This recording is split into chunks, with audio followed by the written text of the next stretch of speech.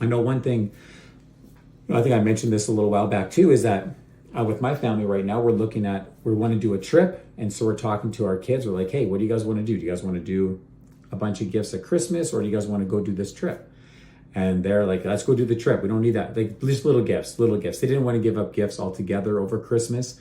But, so little gifts, and then we're going to go do this trip because that's what they want to do. And I'm all for that. I'd rather have an experience. I'd rather go and do something far better, way more fun doing that kind of stuff.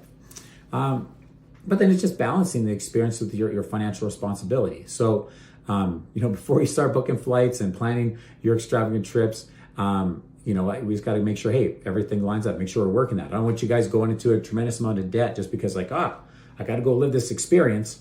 Yes, but we got to make sure everything's lining up.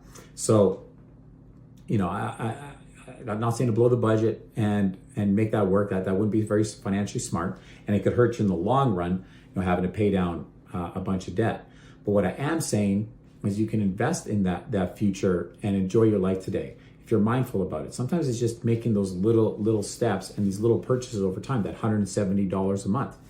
So what we do is we kind of create a dream fund.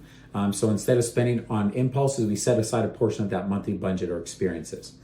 A lot of times the biggest, kind of complaint or rebuttal people have when I talk to them about like taking those little purchases, not spending it on coffee or not spending on, getting these little things, is that, you got to move that money. So say you were going to go get a coffee and a muffin or whatever, say it's $5.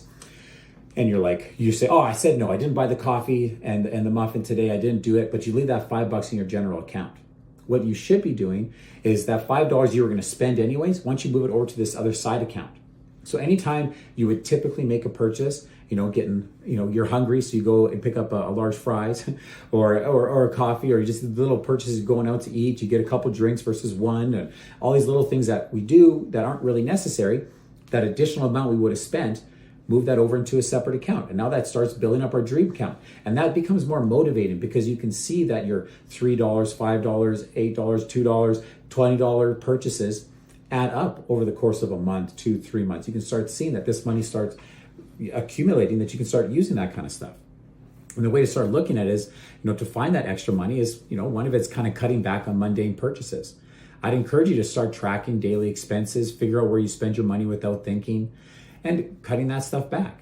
A part of it, when you're at night bored, scrolling through Amazon to find, just kind of checking things out may not be the smartest thing to do.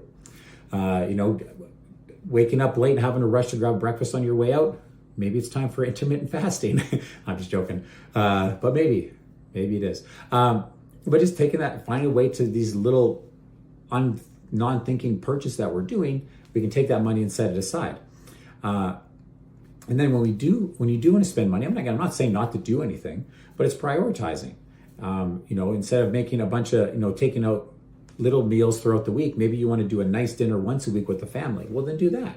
Go out, have a nice dinner, enjoy that time, and be together with who you want to be with, versus these little purchases you're making, again, buying these little things here and there, doing that. Like whatever it is, it just, hey, spend the money, enjoy yourself.